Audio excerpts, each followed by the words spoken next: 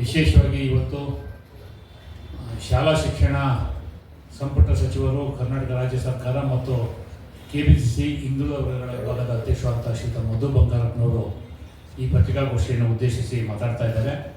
ನಮ್ಮ ಜೊತೆಯಲ್ಲಿ ಶ್ರೀಯುತ ದೀಪಕ್ ತಿಮ್ಮಯ್ಯನವರು, KPCC ಅಧ್ಯಕ್ಷರ ರಾಜಕೀಯ ಕಾರ್ಯದರ್ಶಿ ವೇದಿಕೆ ಮಾಡಿದ್ದಾರೆ. ಶ್ರೀಯುತ ಧರ್ಮಸೇಂದ್ರ ಅವರು KPCC SC ಘಟಕದ ರಾಜ್ಯ ಘಟಕದ ಅಧ್ಯಕ್ಷರ ಜೊತೆಯಲ್ಲಿದ್ದಾರೆ. ಅದೇ ರೀತಿ ಶ್ರೀ ಎಂ ವಿಜಯನಾಯಕ್ ಅವರು ST ಘಟಕದ KPCC ರಾಜ್ಯ ಘಟಕದ ಅಧ್ಯಕ್ಷರ ಜೊತೆಯಲ್ಲಿದ್ದಾರೆ. ಶ್ರೀಯುತ ಲಕ್ಷ್ಮೀ ವೆಂಕಟೇಶ್ ಅವರು ಇಂಟೆಕ್ ಅಧ್ಯಕ್ಷರು, ಅವರು ಸಹ ಈ ಕಾರ್ಯಕ್ರಮದಲ್ಲಿ ಹಾಜರಿದ್ದಾರೆ. ತಮ್ಮನ್ನು ಉದ್ದೇಶಿಸಿ ಮಧು ಬಂಗಾರಪ್ಪನವರು ಈಗ ಮಾತಾಡ್ತಾರೆ. ಎಲ್ಲರಿಗೂ ನಮಸ್ಕಾರ. ಮೊದಲಾಗಿ ಧರ್ಮಸೇನ ಅವರು ನಮ್ಮ SC ಘಟಕದ ಅಧ್ಯಕ್ಷರು ಮತ್ತು ಅದೇ ರೀತಿ ST ಘಟಕದ ಅಧ್ಯಕ್ಷರಾಗಿರ್ತಕ್ಕಂಥ ಶ್ರೀಯುತ ವಿಜಯರವರೇ, ದೀಪಕ್ ತಿಮ್ಮಯ್ಯವರೇ, ಮತ್ತು ಅದೇ ರೀತಿ ರಮೇಶ್ ಬಾಬು ಅವರು ಕೂಡ ಮಾಧ್ಯಮದ ಅಧ್ಯಕ್ಷರು ಏನು ಹೇಳಿದ್ದಾರೆ, ಅವರಿಗೂ ಕೂಡ ನಾನು ಗೌರವವನ್ನು ಕೊಟ್ಟು ಅವ್ರು ಹೇಳಿದಂತೆ ಇವತ್ತು ನಮಗೆ ಮಿಸ್ಟರ್ ಅನಿಲ್ ಅಂತ ಹೇಳಿ ಹೊಸದಾಗಿ OBC ನ್ಯಾಷನಲ್ ಅಧ್ಯಕ್ಷರಿದ್ದಾರೆ, ಹೊಸದಾಗಿ ಅಪಾಯಿಂಟ್ ಆಗಿರ್ತಕ್ಕಂಥದ್ದು. ಸನ್ಮಾನ್ಯ ಮಲ್ಲಿಕಾರ್ಜುನ್ ಖರ್ಗೆ ಅವರು, ಅವರನ್ನು ಮುಂಚೆ ಡಾಕ್ಟರ್ ಅಜಯ್ ಸಿಂಗ್ ಅವರು, ಕ್ಯಾಪ್ಟನ್ ಅಜಯ್ ಸಿಂಗ್ ಅವರು.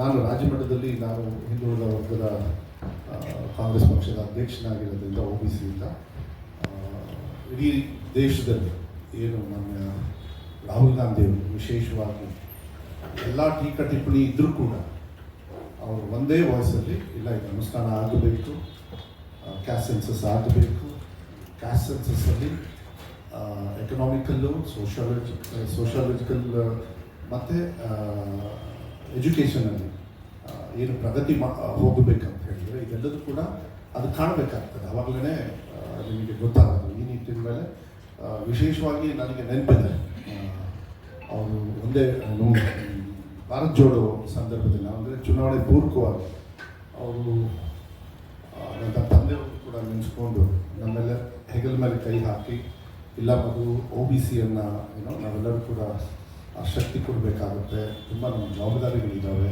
ಹಿಂದೆ ಎಲ್ಲ ನಡೀತಾ ಇತ್ತು, ಇವತ್ತು ಅದು ಬದಲಾವಣೆ ಆಗ್ತದೆ, ಅದೇನೇ ಬದಲಾವಣೆ ಅದನ್ನು ನಾವೆಲ್ಲ ಒಂದು ವಾಯ್ಸಲ್ಲಿ ಇರಬೇಕು ಅಂತ ಹೇಳಿ. ಯಾಕೆಂದರೆ ನಾನು 3 ವರ್ಷದ ಹಿಂದಿದ್ದ ಘಟನೆಯನ್ನು ನಾನು ನೆನಪು ಮಾಡ್ಕೊಳ್ಬೇಕಾಗುತ್ತೆ. ಯಾಕೆಂದರೆ ಇದು ಚಿಕ್ಕನಾಯಕನಹಳ್ಳಿ ಮುಗಿಸಿ ಮುಂದೆ ಹಿರಿಯೂರು ಕಡೆ ಹೋಗಬೇಕಾದ್ರೆ ಈ ಮಾತನಾಡಿರ್ತಕ್ಕಂಥ ನನಗೆ ನೆನಪಿದೆ.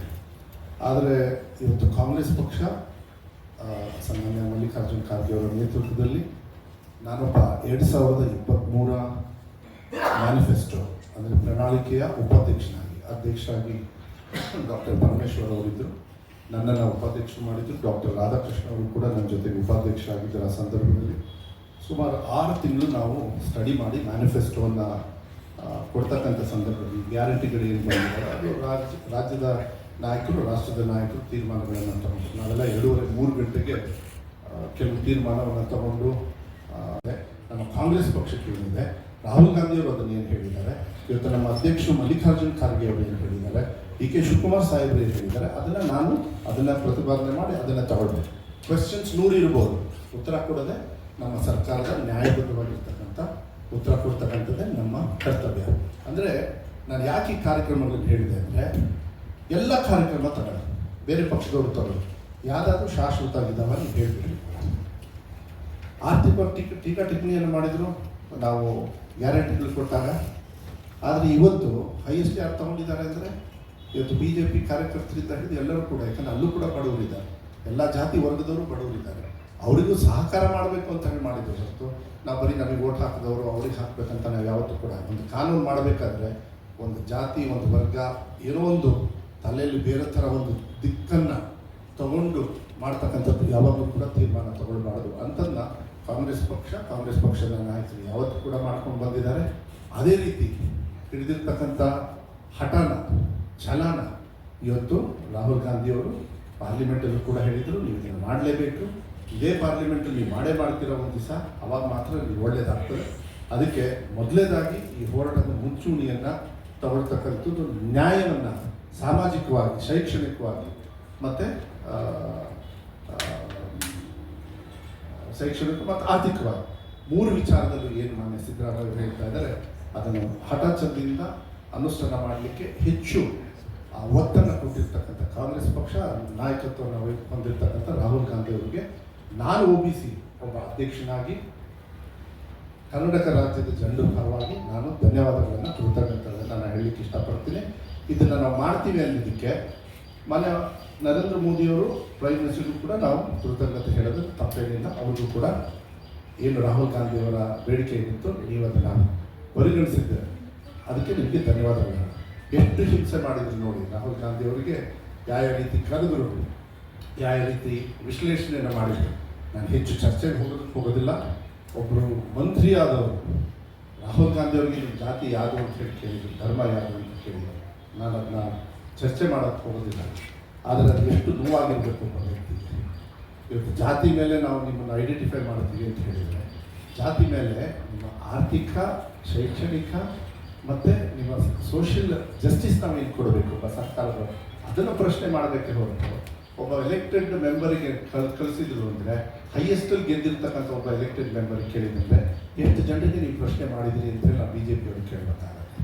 ಅದಕ್ಕೆ 1931ರಲ್ಲಿ ಬ್ರಿಟಿಷ್ ಅವರ ಆ ಸಂದರ್ಭದಲ್ಲಿ ಏನು ಕ್ಯಾಸ್ಟ್ ಸೆನ್ಸಸ್ ಆಗಿತ್ತು, ಸುಮಾರು 100 ವರ್ಷ ಹತ್ತಿರ ಬಂದ್ವಿ, ಒಂದು 6-7 ವರ್ಷ ಕಮ್ಮಿ ಆಗಿದೆ.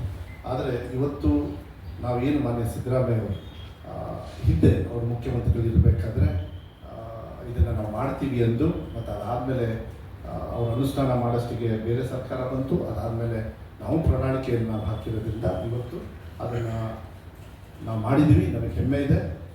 ಇದನ್ನು ಚರ್ಚೆಗೆ ತಗೊಂಡು ಅದನ್ನ ಸರಿ ಮಾಡ್ತಕ್ಕಂಥದ್ದು ವ್ಯವಸ್ಥೆ ಸಾಕಷ್ಟು ಇರ್ತದೆ. ನಾನು ಇದರಲ್ಲಿ ಒಂದೇ ಒಂದು ನನ್ನ ಬೇಡಿಕೆ ಏನು ಅಂತ ಹೇಳಿದರೆ, ಯಾಕೆಂದರೆ ನನ್ನ ಇಲಾಖೆಗೆ ಜಾಸ್ತಿ, ಯಾಕೆಂದರೆ ಎಲ್ಲ ನಮ್ಮ ಟೀಚರ್ಸು ಎಲ್ಲರೂ ಇರ್ತಾರೆ. ಯಾಕೆಂದರೆ ನನಗೆ ಗೊತ್ತಿದೆ ಅದು ಎಷ್ಟು ಖರ್ಚಾಗುತ್ತೆ, ಏನು ಹೆಂಗೆ ಅಂತ. ಸುಮಾರು 500 ಕೋಟಿ ಇಟ್ಟಿದ್ದಾನೆ. 500 ಕೋಟಿನ ರಫೇಲ್ಗೆ 36,000 ಕೋಟಿ 46,000 ಕೋಟಿ ಕೊಡ್ತಾರೆ. ಏನು ತೊಂದರೆ ಇಲ್ಲ, ಬೇಗ ತಗೊಳ್ಳಿ ನಮ್ಮ ದೇಶನ ಕಾಯಕ್ಕೆ. 2 ವರ್ಷ ಇವ್ರು ರಿಕ್ರೂಟ್ಮೆಂಟ್ ಮಾಡಿದೆ, ಕಾಶ್ಮೀರಲ್ಲಿ ಏನಾಯಿತು ಅಂಥೇಳಿ ಅದ್ರ ಬಗ್ಗೆನೂ ನಾನು ಚರ್ಚೆ ಮಾಡೋಕ್ಕೆ ಹೋಗೋದಿಲ್ಲ. ಆದರೆ ಕ್ಯಾಸ್ಟ್ ಸೆನ್ಸಸ್ಸನ್ನು ನ್ಯಾಯವನ್ನು ಕೊಡೋದ್ರಲ್ಲಿ I think 500 crores is not enough at all.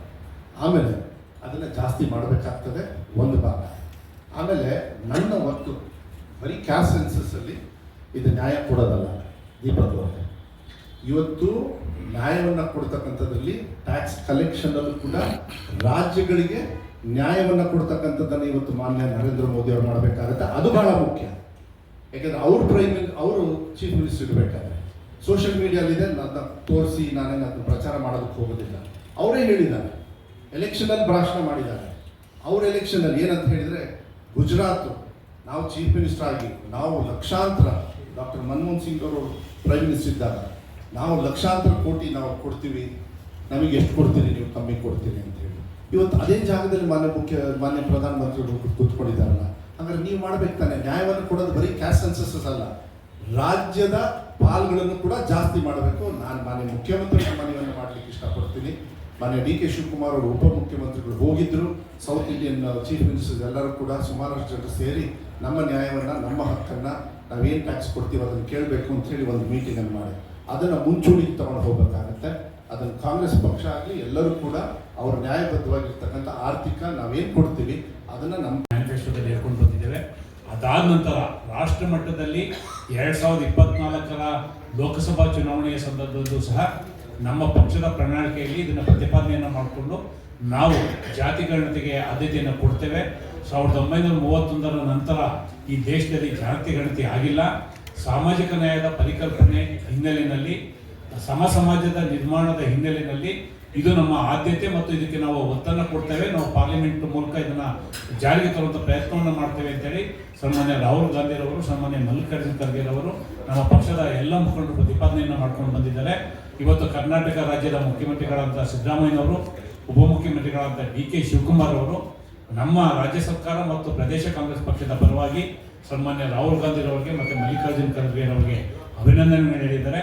ನಾವು ಮತ್ತೆ ನಮ್ಮ ಪಕ್ಷದ ಪರವಾಗಿ ಇವತ್ತೇನು ಕೇಂದ್ರ ಸರ್ಕಾರ ಈ ತೀರ್ಮಾನವನ್ನು ತಗೊಂಡಿದೆ ಅದನ್ನು ಸ್ವಾಗತ ಮಾಡ್ತಾ, ಇದರ ಹಿನ್ನೆಲೆಯಲ್ಲಿ ಪಕ್ಷದ ಮುಂಚೂಣಿ ನಾಯಕರಾಗಿ ಸನ್ಮಾನ್ಯ ರಾಹುಲ್ ಗಾಂಧಿರವರು, ಮಲ್ಲಿಕಾರ್ಜುನ ಖರ್ಗೆರವರು ಮತ್ತು ಪಕ್ಷದ ಮುಖಂಡರು ಏನು ಜಾತಿ ಗಣತಿಗೆ ಹಕ್ಕೊತ್ತಾಯವನ್ನು ಮಾಡಿದ್ರು ಅದರ ಸಫಲತೆಗೋಸ್ಕರ ಕಾಂಗ್ರೆಸ್ ಪಕ್ಷದ ನಾಯಕರಿಗೆ ಕರ್ನಾಟಕ ಪ್ರದೇಶ ಕಾಂಗ್ರೆಸ್ ಪಕ್ಷದ ಪರವಾಗಿ ಧನ್ಯವಾದಗಳನ್ನು ತಿಳಿಸ್ತೇವೆ. ನಮಸ್ಕಾರ.